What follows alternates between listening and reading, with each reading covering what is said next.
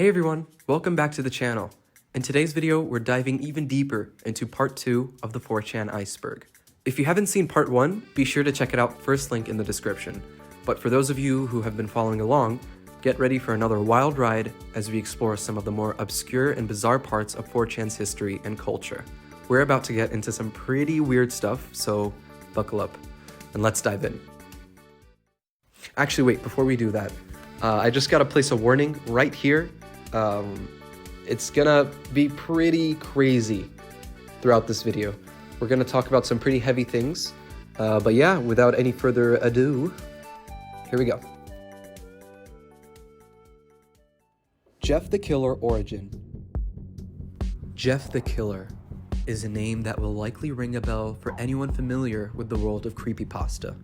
The character is iconic, portrayed as a pale-faced, noseless man with black, hollow circles around his eyes, a haunting smile stretching across his face. His image quickly became notorious as an internet screamer and soon morphed into a widespread horror phenomenon.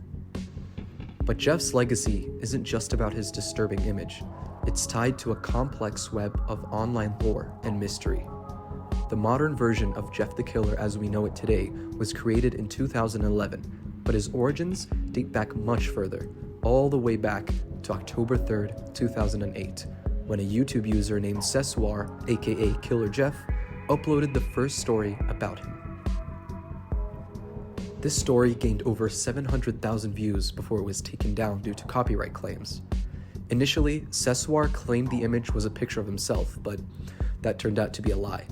The truth, as it often does in these cases, was much darker.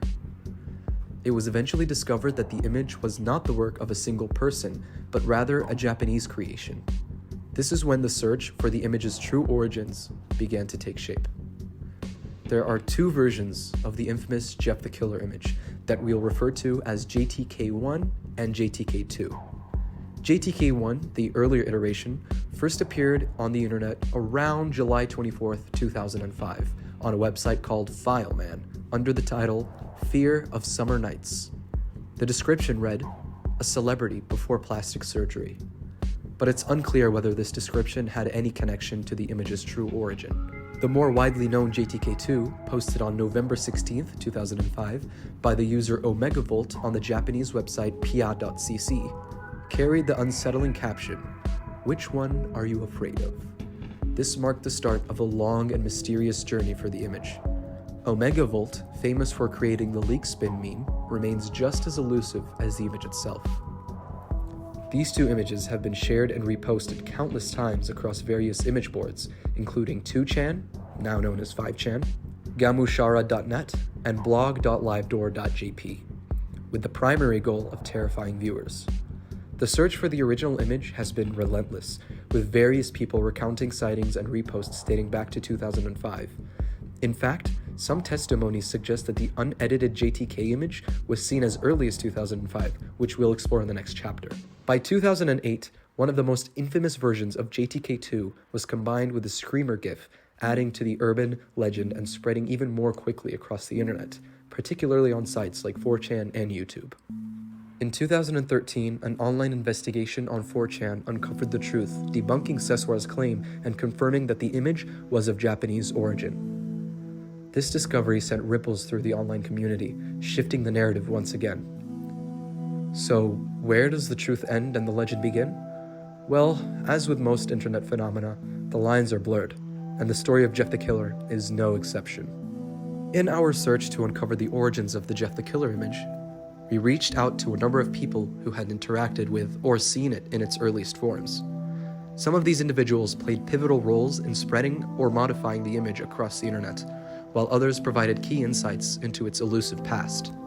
Our first major contact was Miyama, also known online as Mr. Mulholland. Miyama posted the now infamous image JTK1 to the Japanese site pia.cc in September 2005 under the title White Powder. According to Miyama, the image was inspired by a cropped frame from a video of a middle-aged Asian woman, which was widely shared as a meme across Japanese bulletin boards. In a conversation we had with Miyama via Twitter, he explained that he had taken the original image, made a few minor edits like adjusting the brightness, and posted it online. However, he didn't have the original video from which the image was taken, and to this day, he believes it has been lost to the depths of the internet. He also mentioned that he thought the video might have been from a Japanese show titled Honto ni Atta, Noroi no Video, but after extensive research, we couldn't confirm this.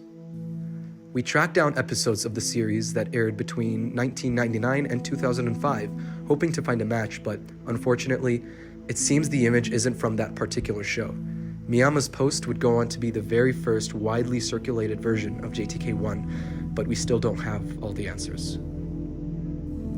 Next, we came across Mighty Omnivore, a user whose role in the story of JTK1 would prove to be vital. Mighty Omnivore had uploaded a now dead link to an image titled prettyface.jpg on PhotoBucket, which, after some investigation, turned out to be JTK1. This early reposted version would go on to make waves in Western internet communities, long before Jeff the Killer became a full-fledged creepypasta character. After some digging, we managed to contact Mighty Omnivore through the user Perditus Redix, who had originally found the image on a forum thread. When Mighty Omnivore was contacted, he confirmed that the image was indeed JTK1. However, he couldn't recall any more details about where the image originally came from or provide a backup from his old hard drive. Unfortunately, the image was removed from PhotoBucket for violating their terms of service. Another key witness to the early days of the Jeff the Killer image was a user named CMAN. This person, found through the 2channel, or Futaba boards, described seeing the original image in 2005. CMAN recalled the image vividly. A fat Asian girl with long, black, oily hair, poorly lit, with a dirty room in the background, featuring clothes hanging out of sight and a window covered by curtains.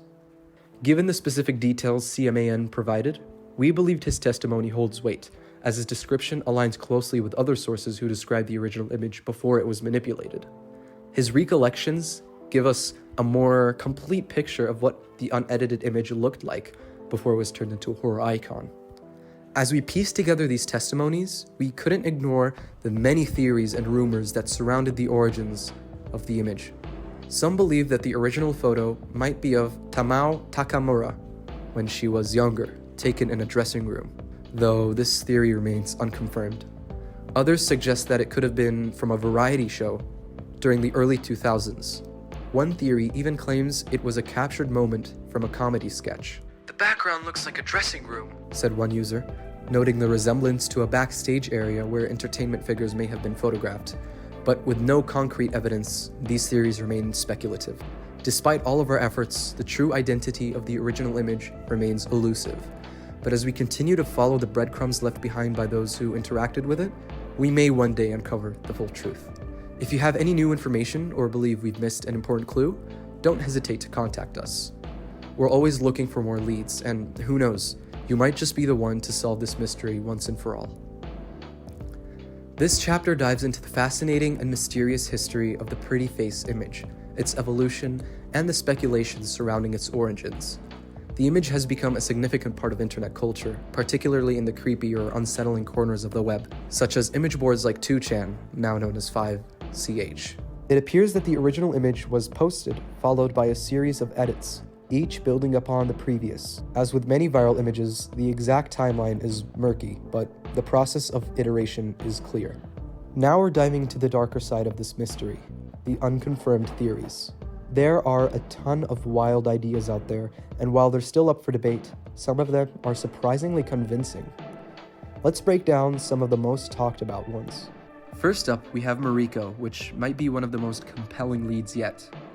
This theory started in April 2023 when a user named Eat Raw Skin found a woman on the Japanese image board gazo/box.com who went by the name Mariko. Now, the striking thing here is the facial similarities between Mariko and the subject of the infamous white powder edits, the same image used in the Jeff the Killer meme. Mariko was a net idol and a victim of harassment, which, if you've been following this, is a recurring theme in previous theories. This isn't just a guess. It came from an exhaustive 2-month research by a dedicated team. They uncovered a lot of interesting stuff, including the first mentions of Mariko dating back to 2004 on Futaba threads, where she was connected to a diet diary run by someone named Suza Kumara. This guy, Suza Kumara, was allegedly in a problematic relationship with Mariko, and during 2004, things started to spiral out of control when images and videos of her began spreading on the internet. This led to a 3-day wave of harassment in May, with various 5-channel threads calling her the net idol who would surpass Sonoko and Terumi. There's one big question here. Did Mariko consent to this diet diary being created, or was Suza Kumara using her to profit off the page? That's still unclear, but what we do know is that this page was eventually taken down because of the overwhelmingly negative reception, with some even claiming it was a human rights violation. The theory then takes a turn. After the page's removal, it's suggested that someone, possibly even Suza himself, edited one of the photos of Mariko, turning it into the white powder edit we now recognize. This theory suggests that the first instance of the image showing up online could be between May 2004 and July 2005. One piece of evidence supporting this theory is Suza's proficiency with Photoshop, specifically version 5.1. He made a ton of edits, some of which resemble the paranormal-themed edits we've seen. And there's even a photo of him in a room that looks oddly similar to the white powder image. Coincidence? Maybe. Now let's talk about a potential earlier instance of the JTK1 image. On February 1st, 2003, a post on pia.cc was found with the title White Powder. Haduri. Next, we have the Haduri theory, which involves an image from a webcam site that seems strangely similar to the JTK image. The user in question, that's their user, I'm not even going to try to pronounce that, posted a blurry image that has some notable similarities to the well-known Jeff the Killer edit. Now, just a quick note, there's no proof that this is the original unedited image, it's just one that looks close. Nachi. Then there's the mysterious case of Nachi. A post on Fileman from 2005 featured an image that was possibly linked to Jeff the Killer. The post's full details are lost to time, but a comment a month later on Gazo05 referred to the name Nachi. Now, Nachi was a nickname for a popular idol at the time, Abe Natsumi. Was it a case of mistaken identity, or maybe this was another clue? Unfortunately, we may never know. Koge Donbo.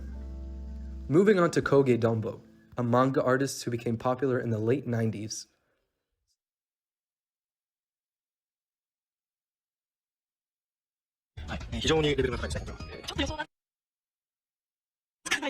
Some comments on Japanese forums and videos compared her to the JTK image. People noticed similarities in her photos that could point to her being the source of the image, and there's even a theory that one of her pictures was manipulated into the infamous face we all know. Could it be? Maybe, but it's still a mystery. Sonoko.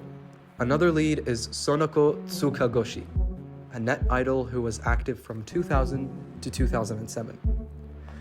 She had a significant internet following, and some people have speculated that Sonoko could be the identity behind the JTK image. A lot of people speculated that her image was used in the early creepypasta memes. So we're gonna do another theory, and then some debunked rumors, and then we're gonna conclude. Another theory that has a lot of weight is the idea that the JTK image came from an early webcam site like Stickam in 2005. This theory suggests that the image could have been taken during a live webcam session where a woman with a very strong flash on her face was mocked by users. People have pointed how the low-resolution image matches perfectly with the kind of thumbnails you'd find on Futaba and similar image boards. The bright contrasts on her face, the harsh lighting, all point to Photoshop battles where users would mock people's photos by over-exaggerating the lighting. Sounds plausible, right? And finally, let's touch on some debunked rumors. One of the most notable is the Katie Robinson theory, which has been completely disproven. Back in 2008, rumors claimed that Katie Robinson was the woman behind the JTK image, but it's been completely proven false through interviews and research that Katie Robinson had nothing to do with it. Also, there was talk of a third JTK image involving Jeff in a dirty bathtub holding a piece of flesh. Turns out that was a rumor started by an anonymous user on 4chan, so yeah, that's not true either. Unconfirmed? Yes. Intriguing? Absolutely. Theories like these keep the mystery of Jeff the Killer alive, but we still don't have the definitive answers.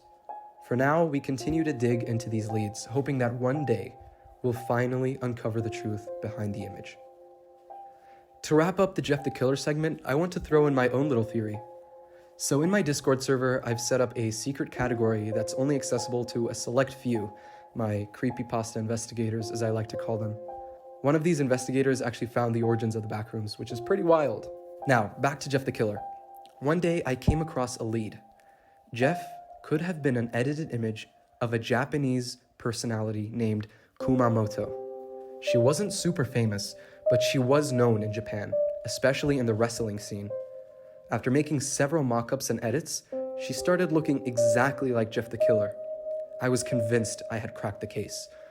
But here's the problem. I realized Kumamoto would have been like 14 years old, at the time of the Jeff the Killer incidents, which seemed too young for the creepypasta figure we know today. Unfortunately, that theory was ruled out. But I mean, you can clearly see the similarities here. But you know what? I'm still on the hunt. Jeff the Killer is one of those creepypastas where, yeah, we might not crack it after 10 years, but we might just stumble across the truth tomorrow. Every day we get a little closer, even if it's just half an inch. The mystery keeps us going, and who knows what we'll discover next. Alright guys, before we wrap this up, I want to add something extra. Something that adds yet another layer of mystery to the already bizarre history of Jeff the Killer. While searching through Sousa's sites for more information on Mariko, a Discord user named Zaytek made an interesting discovery. Several of Sousa's old websites contained BBS chat pages, friend pages, and even link directories where a handful of users frequently interacted with Sousa. These people might have had private conversations with him, potentially giving them insight into the origins of Mariko and maybe even Jeff the Killer itself. Most attempts to contact these individuals were unsuccessful, except for one. To protect his anonymity, we'll refer to him as X. X primarily spoke with Sousa through Yahoo Messenger, a platform that is now long gone, which means he has no way of reaching Sousa today. However, he does remember something strange. A hidden section on Sousa's website known as Mariko's Room. Supposedly, this page contained a constantly updating collection of images, including one of Mariko in a swimsuit. X also recalls encountering something even more unsettling, a burakura, a type of digital shock content that involved a sequence of images leading up to a screamer. According to him, Mariko's face appeared at either the beginning or the end of this sequence. At one point, X told researchers, "I am starting to believe I know the truth behind the information you want." He also had another theory.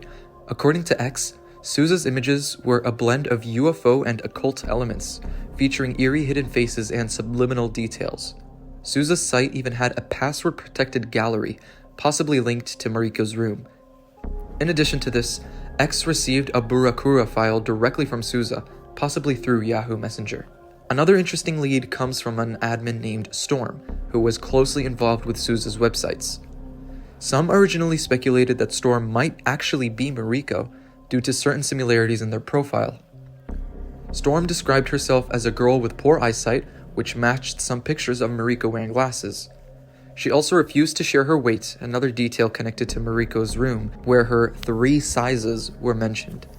However, X was able to debunk this theory. According to him, Storm was not Mariko. What X did confirm, though, was that Sousa lived in Tokyo, but he couldn't say for sure whether Mariko was actually Jeff the Killer. X's last and most bizarre claim was that Mariko is actually an edited version of Sousa himself. Supposedly, Sousa spread the idea to avoid accusations that he had exploited a real girl. Instead, he wanted people to believe that Mariko was nothing more than a manipulated image of himself. But let's be honest, that sounds pretty far-fetched. After dropping all this information, X vanished. Our attempts to contact him again were met with silence. This whole saga proves one thing: Jeff the Killer's origins are far from solved. Even now, new leads are still emerging, and who knows, maybe the real truth is just waiting to be found. Alright, and with that, we have just completed the first segment, which is the Jeff the Killer segment. But, really quick, guys, I just want to give a quick thank you to the entire JTK community for being so supportive and kind. I've been a part of the hunt, okay, for maybe a few months now. And the whole time it was super enjoyable and accomplished so much in such little time, you know? Everybody was so welcoming and it was just a great time overall. But I would like to give a special thank you to the following. Petey's Bride, Billy Styler, Eat Raw Skin, KTB, Firework, Xaft, and Zaytek. These people have been alongside me, especially during my lead, which is the Kumamoto lead. They've just been amazing people, honestly, the nicest people ever. So thank you guys for helping me with this segment. You're the best. And with that, let's move on to the next segment.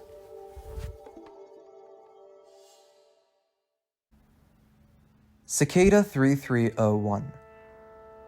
The internet is a vast and mysterious place full of puzzles, conspiracies, and enigmas that defy explanation. But among all of them, one name stands out, Cicada 3301, a cryptic entity that launched one of the most complex internet scavenger hunts ever seen. In this segment, we'll uncover its origins, its possible purpose, and the unanswered questions that remain. So buckle up, this is a mystery like no other. Cicada 3301 first surfaced on January 4th, 2012 through a single post on 4chan's X board, a forum known for its interest in the paranormal and conspiracy theories. The post contained nothing but white text on a black background, reading, "Hello, we are looking for highly intelligent individuals. To find them, we have devised a test." And so the test began, but this wasn't an ordinary puzzle. Cicada's challenges spanned cryptography, steganography, ancient literature, and even real-world locations. The complexity suggested a mastermind or group operating on a level far beyond casual internet riddles. This was something far more ambitious. The first puzzle unfolded over several weeks. Participants deciphered hidden messages embedded in images, which led them to a phone number. Calling it revealed an automated message. Another clue. Eventually, solvers were directed to physical locations scattered across the globe, from Poland to South Korea to the United States. This was no longer just an online mystery. It had stepped into the real world. For those involved, Cicada 3301 was a test of intellect, patience, and collaboration. It required deep technical knowledge, problem-solving skills, and a drive for discovery. The clues referenced obscure texts from William Blake's poetry and ancient runes, demanding more than just intelligence. It required dedication. But the biggest question remained: who was behind it? Theories ran wild. Some believed it was a recruitment tool for intelligence agencies like the NSA or CIA. Others speculated that it was the work of an underground group advocating for online privacy and freedom. A few even suggested it was an elaborate alternate reality game, which, is ARG, though no company ever took credit, and there was no apparent financial motive. A year later, on January 4th, 2013, a second puzzle appeared, just as intricate as the first. Those who progressed far reported being asked philosophical questions about freedom and censorship. Cicada wasn't just testing intelligence, it was assessing values. Successful participants were supposedly invited into a private forum where they worked on undisclosed projects. What those projects entailed, however, remains unknown. So what was the goal of all this? Some believe Cicada was an organization recruiting top minds to protect privacy and resist internet surveillance. Others see it as a covert intelligence operation. There's also a darker theory, that it was a means of identifying and monitoring brilliant individuals for unknown purposes. Then came Liber Primus, the first book, introduced in 2014 as part of the next Cicada puzzle. The cryptic text remains largely unsolved. Some pages were decrypted, revealing poetic messages about enlightenment and self-discovery, but the majority of the book, still a mystery, and that only deepened the intrigue. Cicada seemingly vanished in 2015, leaving behind a cryptographic key to verify its authenticity. Brief statements appeared in 2016 and 17 denying any involvement in illegal activities. And after that, silence. No new puzzles, no more clues, nothing. But speculation never stopped. Was Cicada 3301 a government recruitment tool? An elite hacker collective? A modern-day secret society? Some even suggested cult-like motives, given the philosophical nature of its texts. And then there's the simplest explanation, that it was an elaborate, beautifully crafted intellectual challenge with no deeper purpose beyond the joy of solving it. Regardless of its true nature, Cicada's influence is undeniable.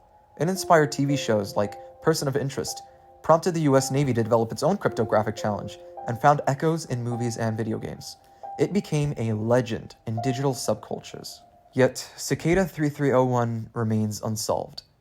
Its puzzles may have ended, but its mystery persists.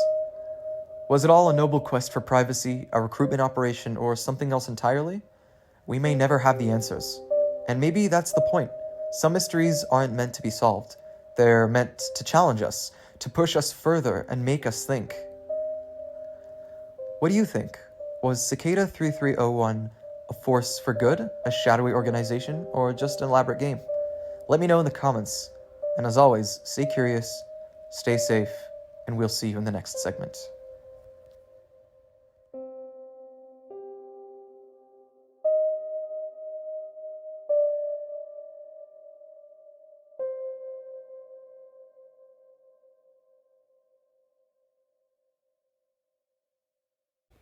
Man in Guatemala explodes grenade on his house.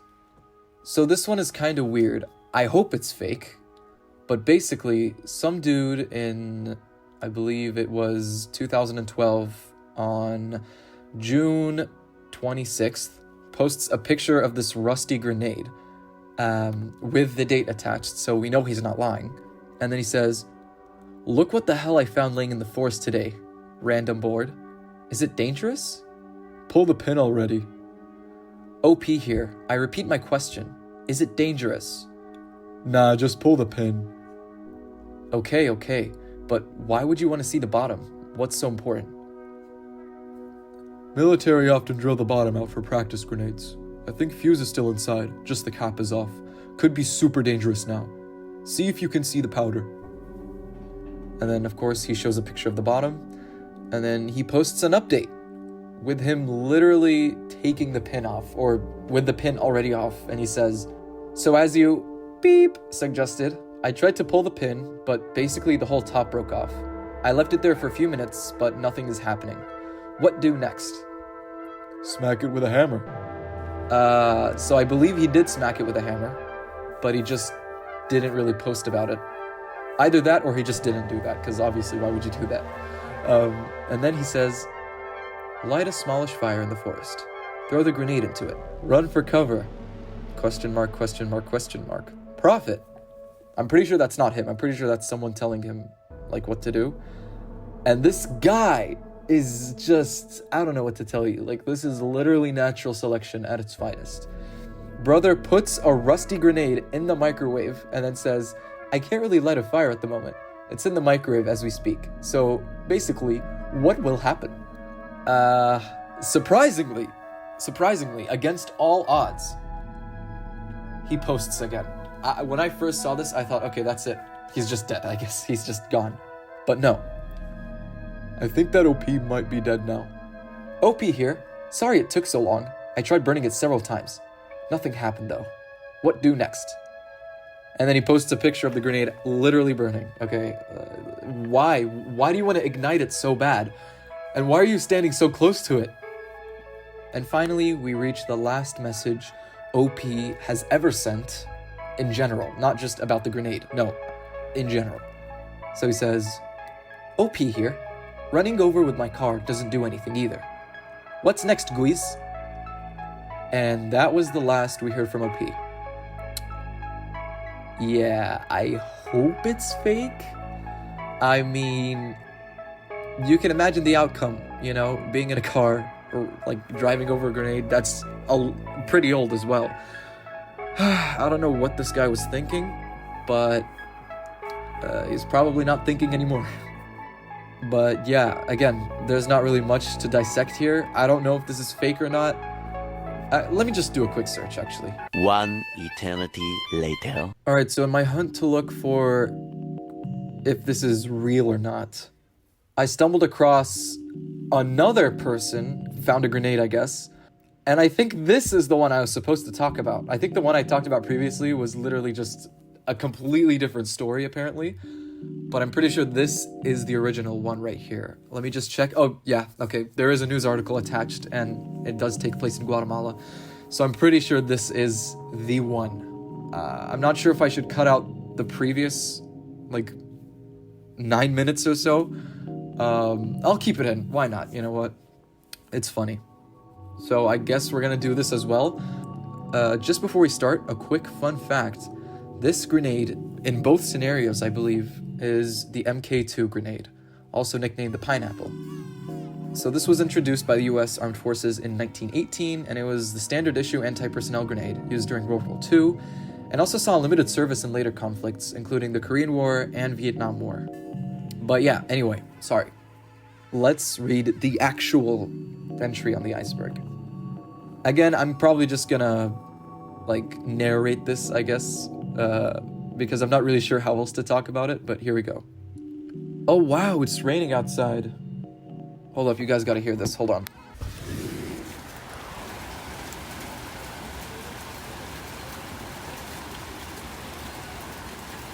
Alright, I hope you guys enjoyed that. Think of it as a small break amidst the storm of disgusting, creepy Reddit stuff. Or sorry, 4chan stuff, oh my god. You know what? If this video does well, I'll do an iceberg on Reddit as well. Way longer too. It'll be like a 5-part series. I have one in mind, an iceberg, I have an iceberg in mind. So if this video does well, you guys enjoy these iceberg videos, I might just do it. Right, let's continue. Look what I found, says Anon. So I was looting through some stuff my dad left when he died, and I found this. The old guy had a live grenade. It seems kinda old, but looks okay to me. What would random board do with it? So some random guy says, grenade in pooper. The evil machinist says, let me see the bottom of it. So then he shows the bottom of the grenade, and then some random guy says, it's plastic, lol lol lol. And then the original poster, Anon, posts another picture, this time of him holding a lighter next to the bottom of the grenade saying, no plastic, dimwit, it's is all metal. And then someone else, probably someone new, says, toss in toilet, don't flush, wait for epic fountain. So the original poster, Anon, posts this picture and says, should I? And that's basically it. That's all we know. Oh no, wait, there is also this. Yeah, you don't have to know Spanish to read what that says. Oscar Lopez Ortega de 17 años de edad. Pretty sure that means a 17-year-old is dead, and his name is Oscar Lopez Ortega. Yeah, if you guys want to read the translated version, I'll probably throw it up on the screen right now, but yeah, that did some serious damage. R.I.P. Oscar Lopez Ortega. My deepest condolences. Now, let's go to the next entry. Blue syringe. Next up on this iceberg, we have blue syringe. And just a heads up, I have no idea why this is so far down on the iceberg. Well, not really, but you get my point. It should be way higher. I feel like blue syringe isn't necessarily creepy or unnerving unless you have like a fear of needles or something. I guess it's this far down because of how unknown it is. I feel like not many people know about it, but it's been debunked like thousands of times. It's just like photoshopped. Okay, there's nothing actually in the needle. But yeah, I just wanted to share that with you guys straight up because this entry is probably going to be like a minute or 2 minutes long max. I'm going to like reenact it basically because there's not really much to go off of. But yeah, here we go. 37 decides where this is injected. No limits. Someone replies to the image and says, wrist. Then the original poster responds with K, and they send a picture of them basically getting ready to inject themselves, and then they do, and then they say their veins are glowing. That's basically it. not really much to go off of, as I said before, but yeah, apparently the original poster has never been on the account since. Therefore, they must be dead, right? Surely. No, no, it's been debunked multiple times. It's really poor, you know, like, for it to be this far down on the iceberg, really, like, okay.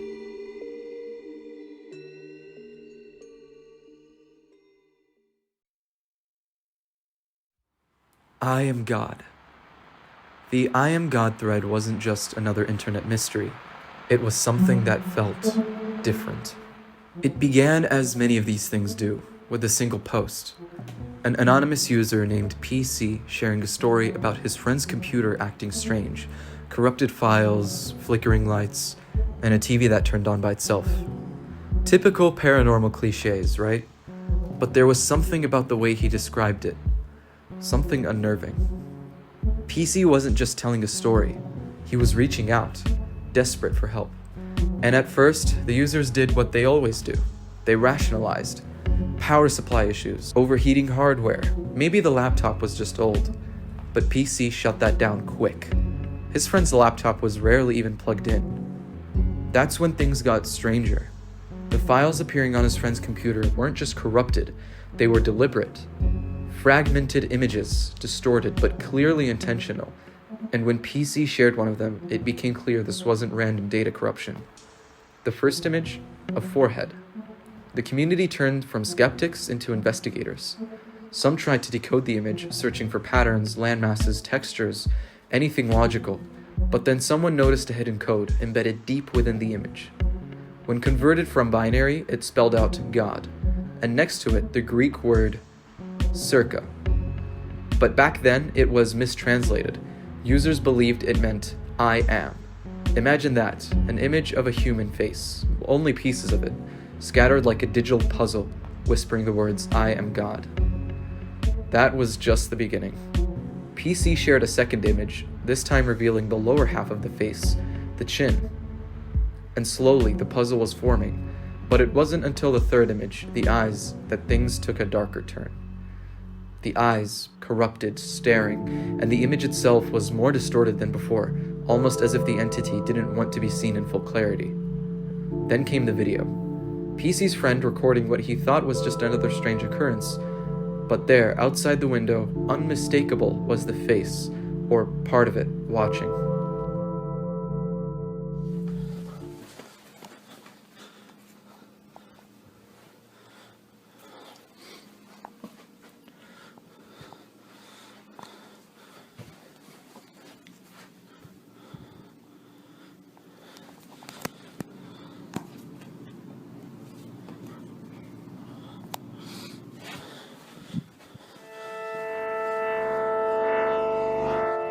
And it wasn't just outside.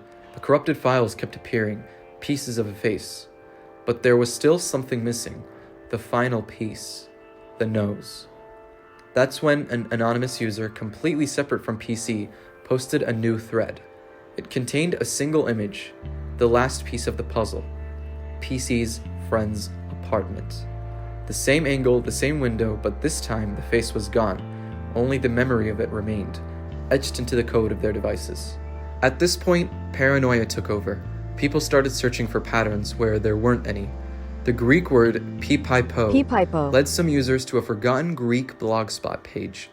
Vague spiritual ramblings, prophecies, but one line stood out. The world will end in 3 years. And the thread? It was posted in 2014, exactly 3 years after that page was created. But this clue fell apart just as quickly. The page? A failed Greek radio play script where callers would submit random lines. The prophecy was nothing but filler. Or was it? Then came the texts. A user claiming to have received anonymous messages after sharing the complete face image. Pictures of religious art, statues, and a peacock symbolizing resurrection. It wasn't random. This user was being taunted. The messages ended with a binary code translating to, "We all die." But just when the fear reached its peak, the user returned, claiming it was all a hoax, said he faked it, posted images of the statue he used for his prank. But something didn't feel right. Why would he stage something like this and then immediately confess? Or was it another layer to the deception? And then PC returned one last time. His friend's laptop had finally come back from the repair shop, but the downloads folder completely wiped. No trace of the corrupted images remained, but PC was determined to prove something was still there. The live stream began with a simple setup: candles, a chair, and a tablet displaying the fragmented face. For hours, nothing happened, until the chair moved. PC re-entered the room, adjusted the tablet, placed a Chucky doll on the chair, then left again. Minutes passed, then violently, the chair was thrown towards the camera.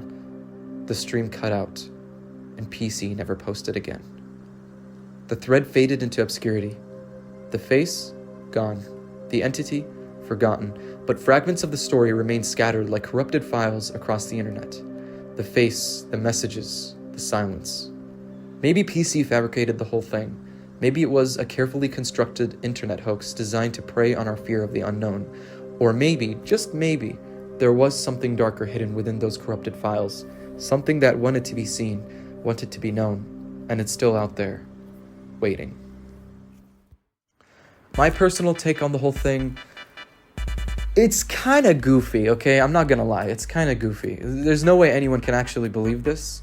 You know, I mean, we're in 2025. What do you mean the world was supposed to end in 2014? And besides that, like, it just sounds like an ARG, you know? Like someone randomly posting this, especially on 4chan, like, it's just a goof, you know? I doubt this is real or it has any real anythingness to it. It's just a big joke, basically. I'm not gonna say it's not unnerving. Sure, it is a little bit, I guess, but for the most part, it's just, like, kind of funny. I don't know. Anyway, let's move on to the next segment.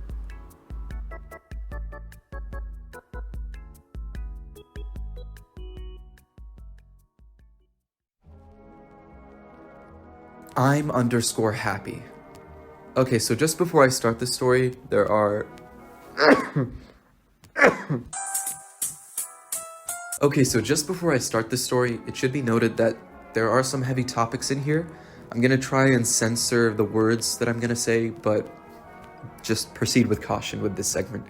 Check the timeline of the YouTube video. It'll show the segments, so you can just go to the next one. In the vast anonymous expanse of 4chan, there's a dark corner where the rules of the internet blur with something far more sinister. A place where urban legends emerge from the depths of anonymity, and sometimes those legends are far darker than we could ever imagine.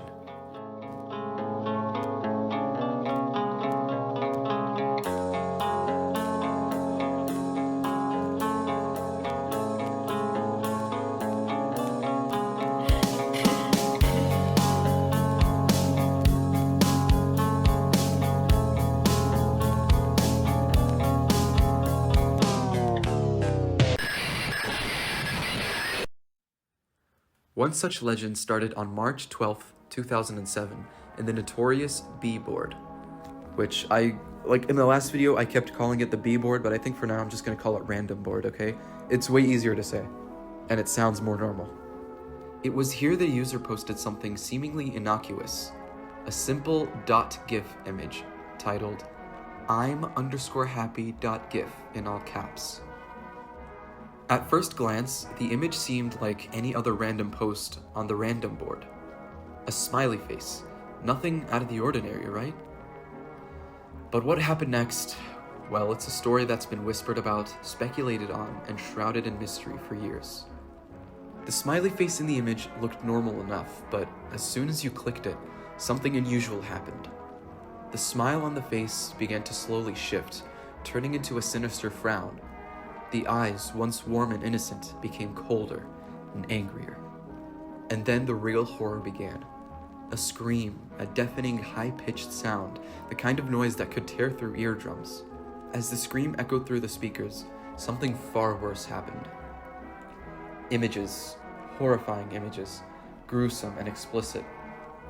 Rapes, bomb test victims, aborted fetuses, mutilated bodies, and tortured animals all flashed across the screen, one after the other. They appeared for mere milliseconds, each more graphic than the last. It wasn't just a shock. It was an assault on the senses.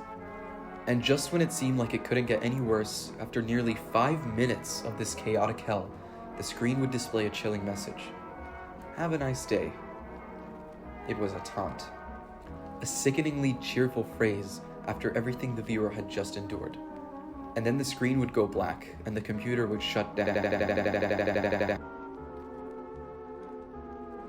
As if it had been corrupted by a virus. A virus that wasn't just digital, it was something more.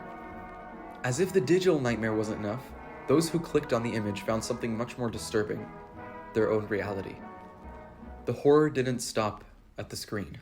Soon, reports began to surface of people who had viewed the .gif being found dead, skinned, and mutilated. Each corpse was found with a grotesque, bloody smiley face painted on the floor next to them, a final mark of the creature's presence, a final touch that seemed to connect the digital horror to something far darker. Despite the rumors and the disturbing reports, 4chan's founder Moot would repeatedly claim that the picture was nothing more than an internet hoax, a fabrication. He denied any connection between the deaths and the GIF, brushing off the idea as nothing more than a twisted urban legend. But the truth? Well, it's harder to ignore when the image still exists in the deep recesses of 4chan's archives. Some say that if you manage to find it, you'll be banned almost immediately, and those who dare to post it are swiftly silenced, as if the moderators know something we don't. So what really happened here? Was it all an elaborate prank, or was there something more sinister at play, hidden within the darkest corners of the internet? All that remains are rumors, a legend, and the terrifying thought that somewhere, that GIF still lurks in the depths of 4chan, waiting for the next person to click it. Some mysteries are better left unsolved, but if you ever find yourself deep in the heart of the random board, remember this: some things are better left untouched, because once you see it, it might just see you back. Stay safe on the internet, and have a nice day. So real quick, before I finish this segment and we move on to the next thing, I was actually curious about this GIF. By the way, it's called a GIF, but the thing was like 5 minutes long, so I'm pretty sure it was a fake GIF. It was like a video. Anyway, I tried looking for it, okay? I looked not that heavily, like it didn't take me a lot of time, but I actually found it, okay? Or I didn't find it, someone found it, and they basically screen recorded. Now obviously, there's no way I'm gonna show it, because, I mean, you guys listen to the story, you know what's being contained in this thing. So I'm gonna show a little bit, the part where the smiley face starts screaming, okay? And I will make it a little less loud, so don't worry, but headphone users beware, okay? This is your warning right now. Here it is. In 3, 2, 1.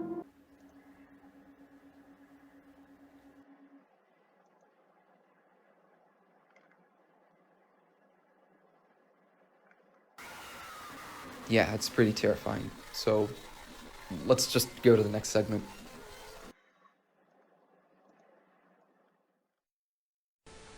Alright, just before we move on to the final segment, I found this weird hole in my garage. I'm not sure where it leads to, but it's weird because it's like invisible. I'm not entirely sure, but look at this.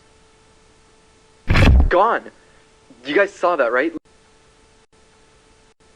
So what I'm going to do right now is try to measure this hole. Here we go.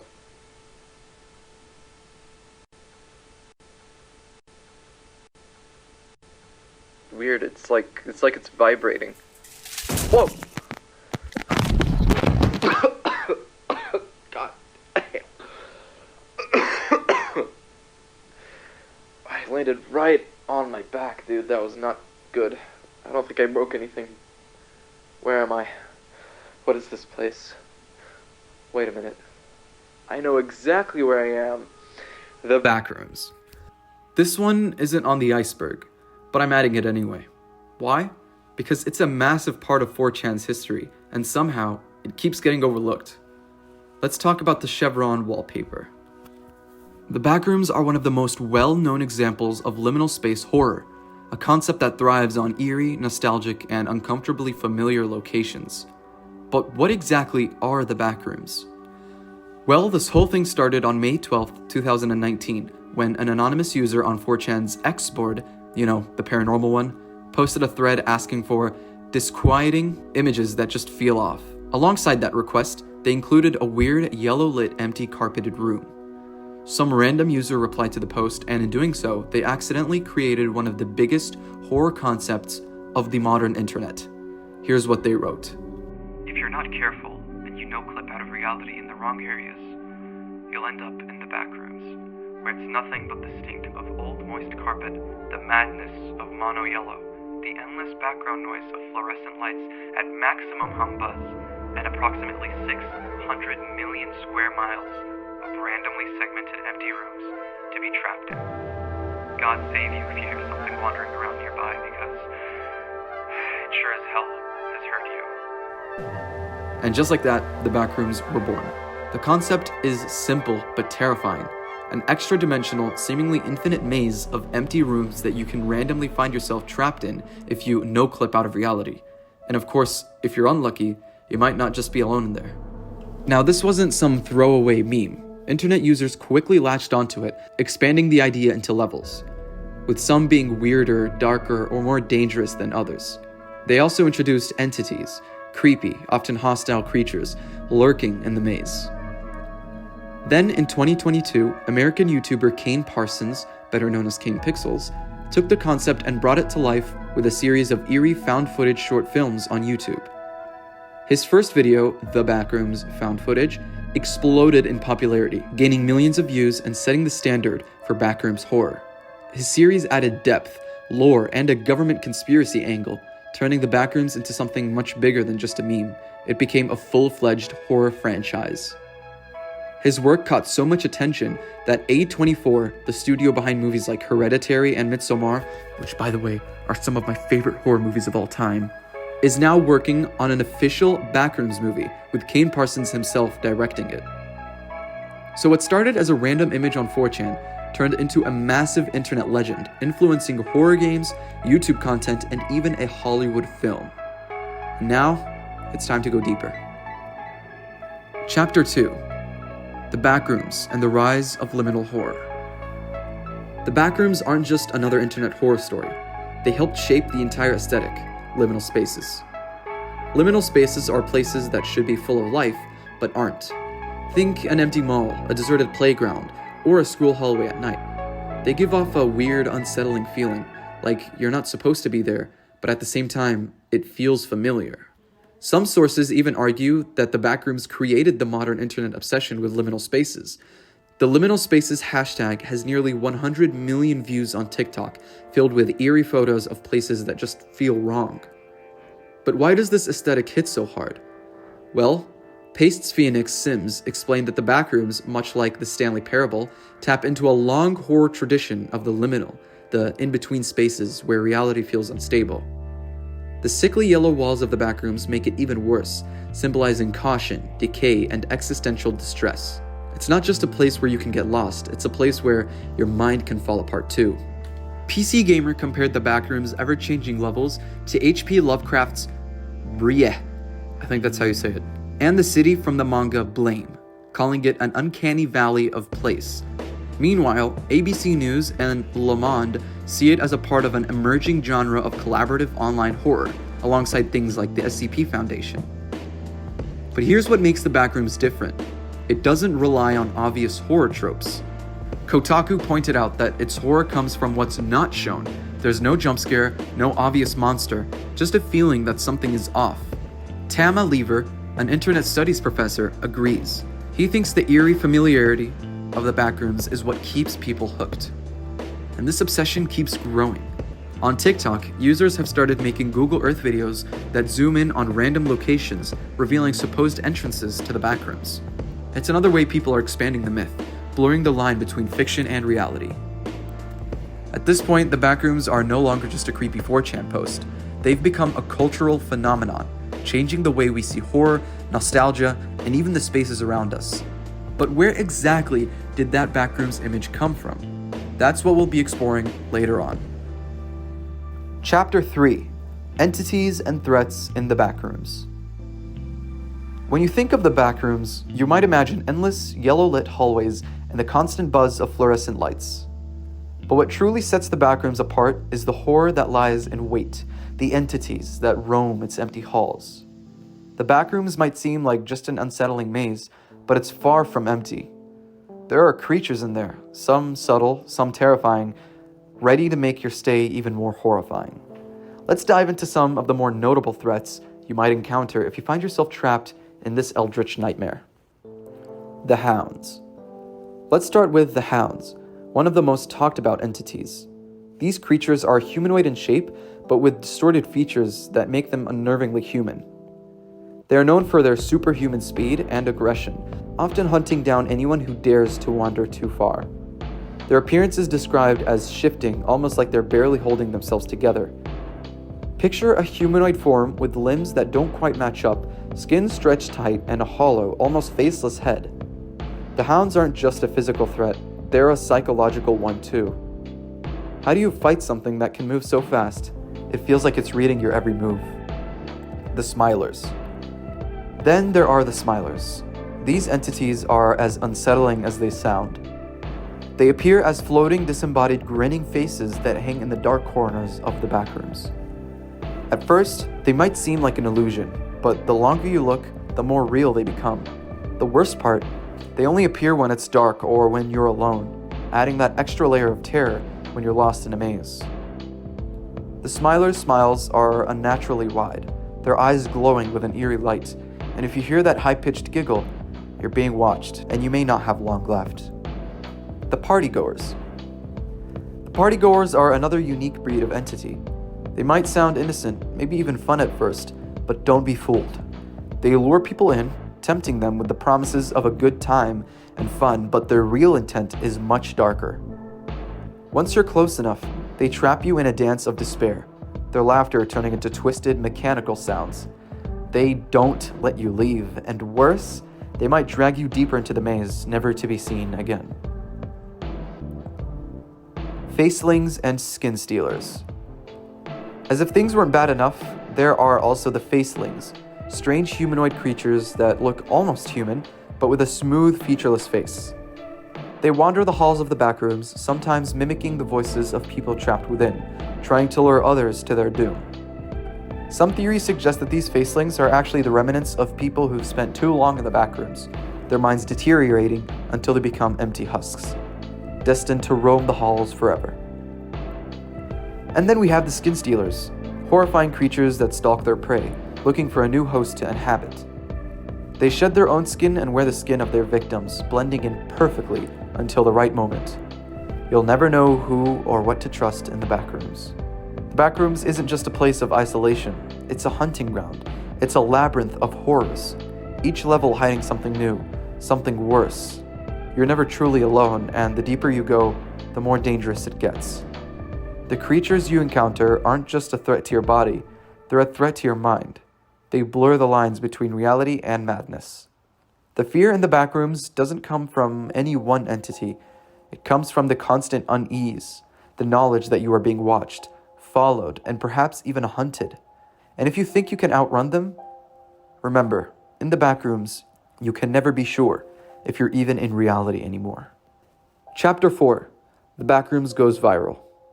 In January 2022, the concept of the Backrooms reached a new height of popularity, thanks to 16-year-old filmmaker named Kane Parsons, again also known as Kane Pixels. He uploaded a short horror film titled The Backrooms Found Footage to YouTube, presenting the eerie world of the Backrooms in a way that had never been seen before.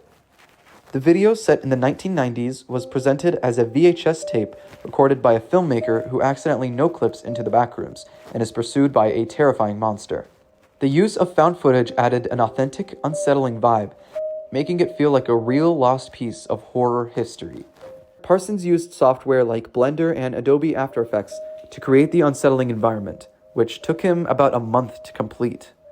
He described the Backrooms as a manifestation of a poorly remembered recollection of the late 90s and early 2000s, which gave it an almost nostalgic yet nightmarish quality.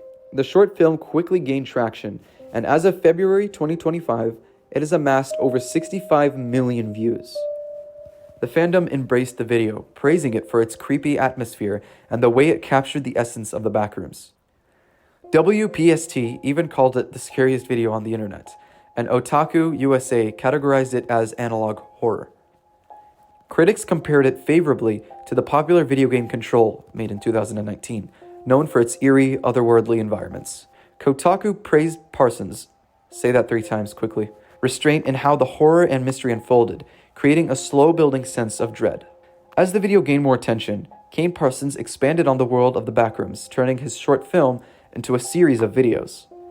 In these videos, he introduced a mysterious organization called Async, which had opened a portal into the Backrooms in the 1980s and had been conducting experiments within the space. This expanding lore made the series even more immersive and engaging. The series helped propel the Backrooms into mainstream media, making it one of the most discussed topics online in early 2022. The Backrooms were no longer just a creepypasta, they had become a viral sensation, with creators on YouTube and TikTok jumping on the trend. In fact, the success of these videos played a huge role in the surge of Backrooms content we see today. Parsons' success didn't go unnoticed in the entertainment world. In February 2022, it was announced that A24 Studios was working on a film adaptation of the Backrooms based on Parsons' videos. Kane Parsons would direct, and the screenplay was being written by Robert Patino. The film was set to be produced by James Wan, Sean Levy, and Dan Cohen of 21 Laps. The Backrooms weren't just confined to YouTube anymore. They had found their way into mainstream media, influencing other TV shows, films, and even video games. For example, in 2022, a spin-off episode of American Horror Stories was inspired by the Backrooms. The episode, which aired as a part of the Halloween event, starred Michael Imperioli as a grief-stricken screenwriter who finds himself trapped in the Backrooms, where he's confronted by a manifestation of his missing son. The eerie, otherworldly nature of the Backrooms fit perfectly with the world of American Horror Stories, adding to the growing cultural significance of the concept. And it didn't stop there. The Backrooms also found their way into video games, just like what you're seeing on screen now. Numerous indie games based on the Backrooms were released, including titles on Steam and Roblox. One of the earliest was a game by Pie on a Plate Productions, which was praised for its atmospheric design, though it was criticized for its short length. The other notable games, like Enter the Backrooms, NoClipped, and the Backrooms Project, followed, each adding their own spin on the mythos. The co-op multiplayer game Escape the Backrooms was lauded for its depiction of the expanded lore, while the Backrooms 1998, a psychological survival horror game by Steel Krill Studio, was praised for its found footage style and limited save system, adding another layer of dread and survival to the experience. With all of this attention, the Backrooms had officially become an internet phenomenon, a collaborative horror universe that continues to evolve and expand. That's the story of how the Backrooms went from a creepypasta to a global sensation, thanks to the work of creators like Kane Parsons and a community of fans eager to explore its endless, unsettling halls. From YouTube shorts to TV shows and video games, the Backrooms have left their mark on the world of horror, and they're not going anywhere anytime soon. Chapter 6. How the image was found. A timeline. Alright, next up, this is basically going to be a timeline of how the Backrooms was found. So part 1 is Semliot. In 2018, a post with the UNIX file name referencing 2012 hinted that the image had been circulating on 4chan, possibly before that year. Semliot spent hours scouring old 4chan archives from 2010 to 2012, using an archive site like old.sage.moe, since the images from that period were mostly broken. He started compiling threads that seemed promising, and once he had a collection, he shared it with the others, including @Z2R, also known as Liam, to test the images and dig deeper. Part 2. Serera. On May 28th, @Serera took a closer look at Semliot's collection and checked for image hashes, unique identifiers for images posted on sites like 4chan. One of the threads from old.sage.moe had an image hash. After searching other 4chan archives, Serera found a match with a post from 2011 on the TV board. This post was critical because it showed that the image might have been circulating earlier than expected. Part 3. Perditus Redix. The file name for the 2011 post was dsc00161.jpg, suggesting that the image had been taken with a Sony digital camera. @Perditus then took the smart step of searching the file name on Twitter, since old posts weren't typically cached by Google. He found a tweet from 2019 with the file name and a broken link to the image. By plugging the URL into the Wayback Machine, he discovered that the image was hosted on a site called hobbytownoshkosh.com in 2004. Part 4. Exaft. Liam and Serrera both independently searched the Wayback Machine to find archived versions of the website from 2002 and 2003. They found the website's address, 807 Oregon Street, Oshkosh, WI 54902, and phone number, confirming that the image originated from Hobbytown, Oshkosh. After further investigation, they found that on March 2nd, 2003, the image was uploaded to the Hobbytown Oshkosh website as a part of the renovation blog under the file name dsc00161.jpg. It's cool how these findings link a small obscure image to the wider Backrooms lore, showcasing a blend of digital archaeology, creative deduction, and online persistence. The image's journey across different platforms and time periods really brings the idea of the Backrooms to life. A place that feels like it exists across different layers of the internet. And I believe that's it.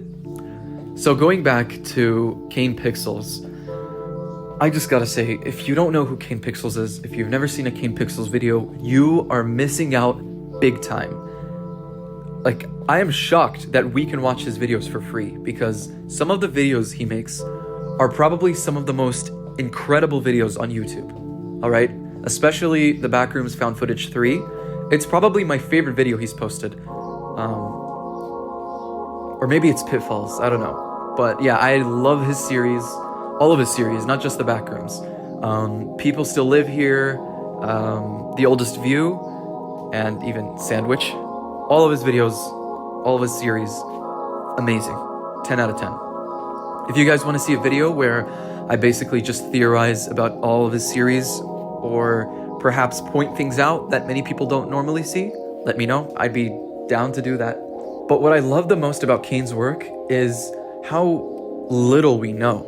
There's only a few things that us viewers 100% know about his series. Alright, but there's things that we just don't have an answer to, and it's been like years since they've been out. For example, what's in this hole? What's in that hole? What's in this hole?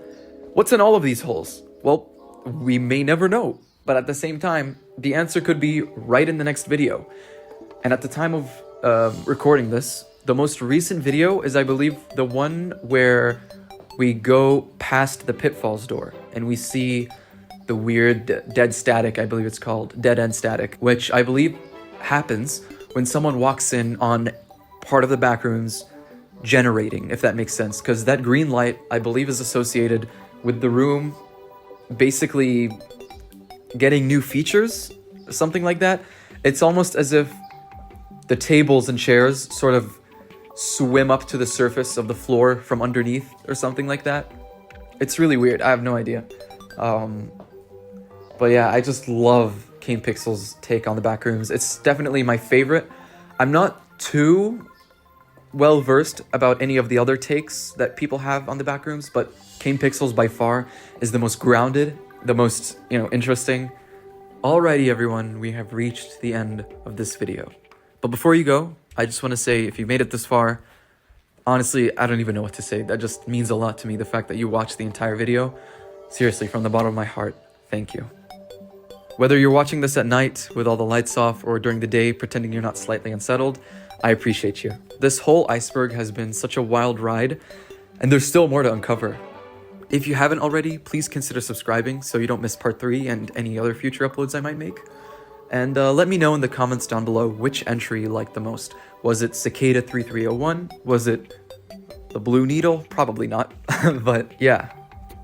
And real quick, thank you to everyone who checked my drafts to make sure there were no errors. Everyone who helped with the research. Thank you guys for everything. I hope this series, I hope you guys like it as much as I do. But yeah, that's all for me. Stay safe, don't no clip out of reality, don't inject any weird blue things into your blood. don't touch rusty grenades. And most importantly, don't go looking for the I'm_happy gif. And I'll catch you in the next one.